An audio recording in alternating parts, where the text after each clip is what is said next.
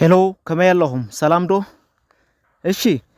لما أنت نريو بزعبا type of nouns እዩ ዓይነታት ስም ዝባሃሉ ማለት እዩ ብዛሓለፈ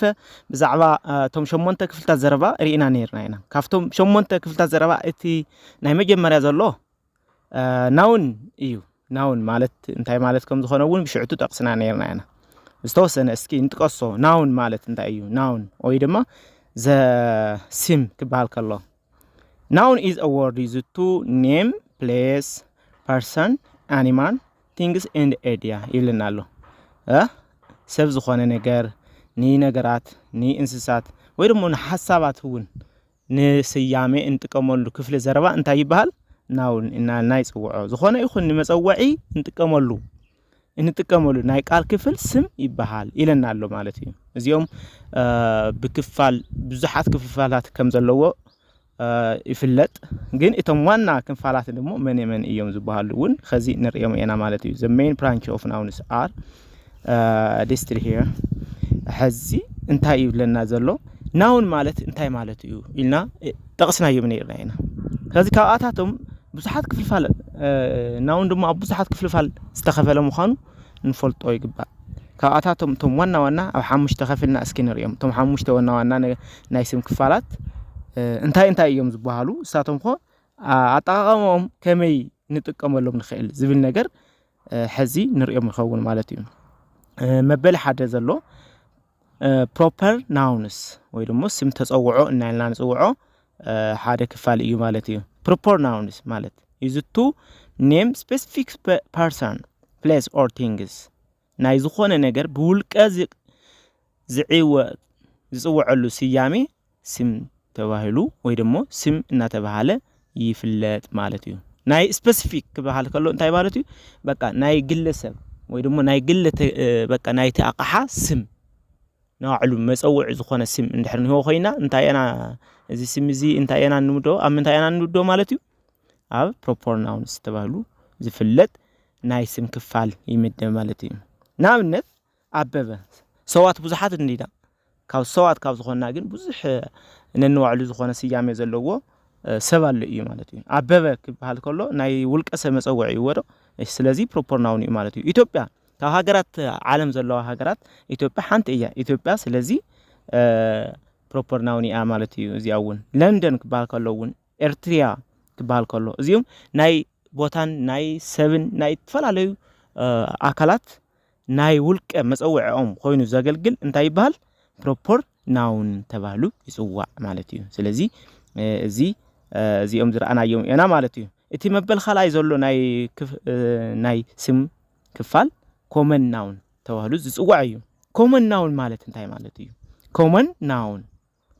noun ስም ሓባር ንብሎ ዘለና በትግርኛ ማለት እዩ common noun is to name people place or things in general ይለናል in general በጀነራሊ በቃ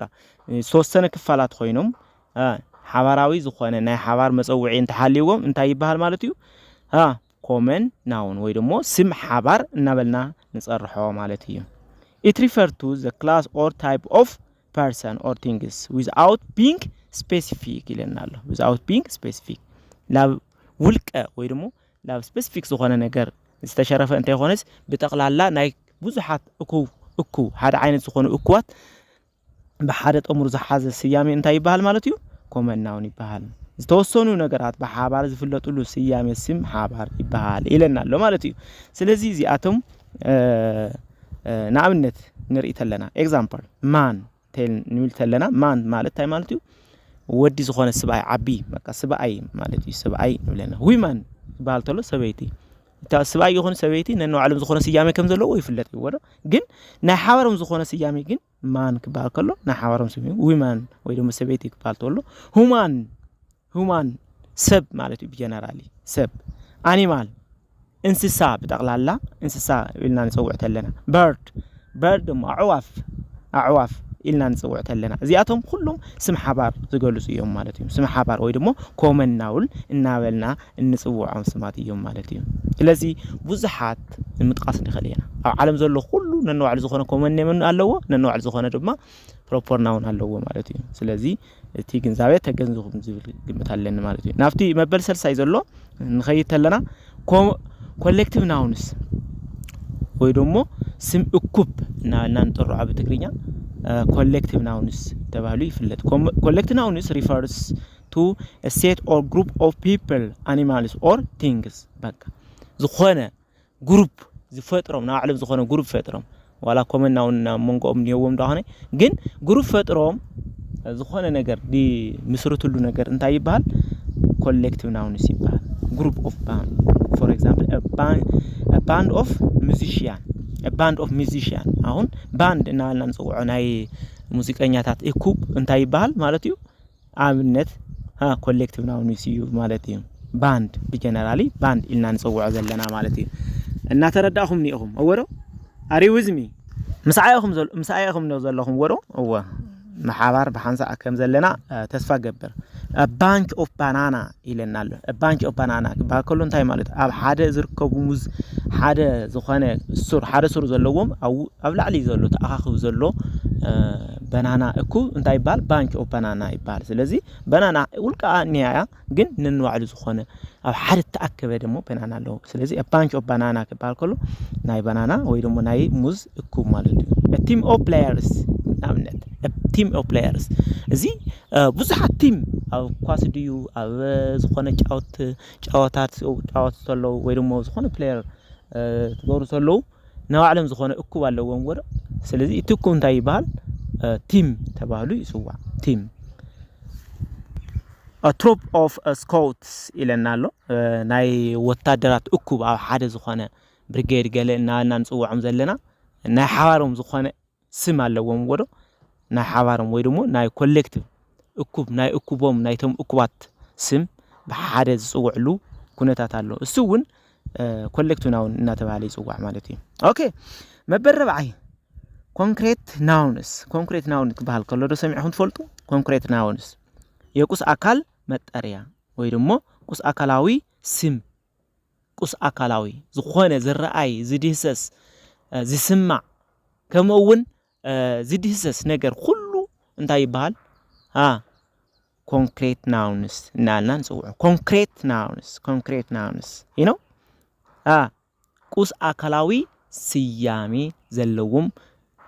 سم مالته كله عالم زنور يوم زلنا نعلم زخنا سم زلوم زرعين زجلسون يسمعون نقرأ انتاي توهلهم سوع قوس أكلاوي ويرمو concrete nouns نتوهلو يسوعون concrete nouns refer to people or things that exist a physical and that at least one of the senses can detect ይለናል ካብዞም ሓሙሽተ ስምዕት አካላትና ተገን አቢልና እንግንዞ ሁሉ እንታይ ይባሃሉ ማለት እዩ እንፈልዮም ወይ ደግሞ ዲቴክት እንገብሮም ነገራት እንታይ ተባሃሎም ጽውዑ ኮንክሪት ናውንስ ተባሃሎም ይጽውዑ ዝኾነ ነገር በዓይኒ ዝርአ ብኢድ ዝድህሰስ ዝስማዕ ዝጣም ብጠቅላላ بسمعت واساتنا قبلنا ان نغنزبهم ነገራት ናይ ቁስ አካላዊ ስያሜታት ይባሉ ይለናሉ ስለዚህ ብዙሕ ነገር እንጠቅስ ንخلينا ካብዚ ካፍቶም እንጠቅሶም ንኣብነት ዶግ ንብል ከለና ከልቢ ይርአ ይድሰስ ይተሓዝ እዩ ትሪ ተኽልታት ይርአዩ እዮም ትሪ ባልተሎ ተኽልታት ማለት እዩ ወረ አፕል ዝኾነ ፍራምረ አለዶ ይርአ ይብላዕ ወረ ስያሜው ስለዚህ አፕል ተነው ይጽዋ ሙን نرئي لنا ولا كان هذا حزنايا نرئي لنا ورحي ويدم جزا هاوس زيون يرأي يدسس كل نجار نقبل بوك مصحفتي زيون يرأي يتحز انت بتفعل على نجارات غيرنا ديتكت نقورون خلينا ويدم نجنزو نخلينا مالتي سلازي زيون تغلى الله انت يلاو توهلو يسوع مالتي كونكريت ناونس ويدم قص أكلاوي سيام سم تبعلهم يسوع مالتي اسكي نافتي مبل حمشاي نخدمه مبل حمشاي انت يبل abstract nouns تبعل كبا سمعهم سم رقق نانا نصوعو مالتي سم رقق واي እንዳይ ስም ረቀቅ ደማ abstract noun ደሞ እና ተባለ ይጽዋዕ ማለት በእንግሊዝኛ ስም ረቀቅ እና ንጽዋዕ በትግርኛ ማለት the name of the things that have no physical existence ይለናል ወይ ደሞ ፊዚካላዊ ዝኾነ ቆያ ቆዋም ዘይውሉ ዝኾነ ነገር بعينها تروي تغلي تدسسي تغلي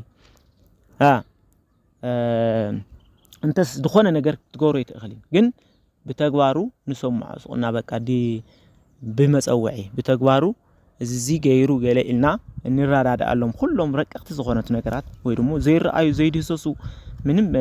ሪያላይዝ እና ንገውሮም زي نخل ግን بتجبارهم ጥራሕ ንሪኦም ንخل እንታዮም ስም ረቅቅ ወይ ደግሞ አብስትራክት ናውን እንተባሉ ይጽውዑ ማለት ነው ሲያመ በአይን زي رأيو بإيد زي ديسسو كلهم سم رقق ይባላሉ ይለናል በጠቅላላ they refer to idea emotion and concepts that you cannot see touch hear smell taste በቃ ሁሉም ሐሳባት ነው በቃ ስምዕታት ዝኾኑ ወይ ደግሞ ፍልጠት ኮንሰፕት ዝኾነ ሪዲት በቃ ዝኾነ አለንዶ እዚአቶም ሁሉም ታይና ተዋሉ ይጽውዑ abstract ናውን ተባይለው ይጽውዑ ማለት ነው example air ክባል ከሎ air ይራይዶ በተግባር ንሪዮና ተኽልታት ከወዛውዝ ከሎ ለኾነ ድምጽ እቶም ተኽልታት እርሰ በርሰማት አላቲሙ እቲ ዝፈጥሮ ድምጽ ንግንዘው ንخلينا በተግባር ማለት እዩ ግን ንባዕልና ወቅዑ እስካብ ዝኸይድ ንሪዮ ይዘን አይደን ይኽእል ፍጡር እዩ ማለት እዩ ስለዚህ እዚ abstract እዩ በቃ abstract ነው ወይ ደግሞ ስም ረቅቕ እዩ winds ክባል ከሎ ንፋስ